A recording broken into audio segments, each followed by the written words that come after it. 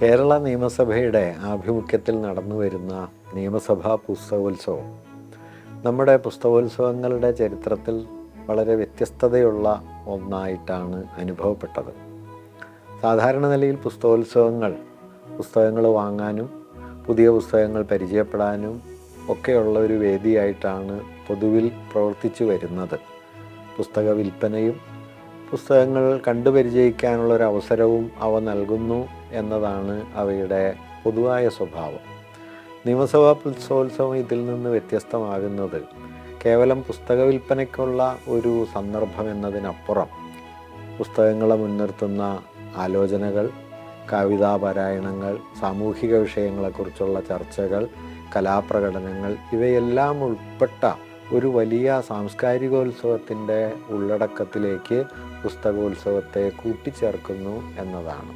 ആ നിലയിൽ പുസ്തകത്തെ ഒറ്റതിരിഞ്ഞ ഒരു വിൽപ്പന സാമഗ്രി എന്ന നിലയിൽ കാണുന്നതിന് പകരം പുസ്തകങ്ങൾ ഉൾപ്പെട്ട ഒരു വലിയ സാമൂഹ്യ വ്യവഹാരത്തിലേക്ക് ഈ പുസ്തകോത്സവം അതിനെ കൊണ്ടുപോകുന്നുണ്ട്.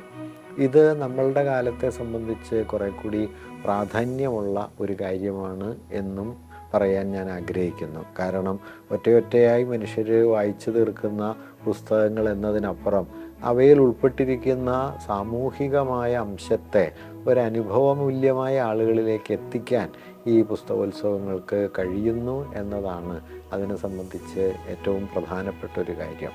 നിയമസഭാ പുസ്തകോത്സവം ഇതര പുസ്തക മേളകളിൽ നിന്ന് വ്യത്യസ്തമാകുന്നതും അവയുടെ ഈയൊരു ഉള്ളടക്കം കൊണ്ടാണ്. നിശ്ചയമായും ആ നിലയിലുള്ള അതിൻ്റെ ആവിഷ്കാര രീതി വളരെ അനന്യമായ ഒന്നാണ്. അത് വരുന്ന ഘട്ടങ്ങളിൽ ഇതിനേക്കാൾ കൂടുതലും വികസിതവും വിപുലവുമായ നിലയിൽ വളർന്നു വരട്ടെ എന്നൊരാഗ്രഹമാണ് വാസ്തവത്തിൽ ഈ സന്ദർഭത്തിൽ എനിക്കുള്ളത്.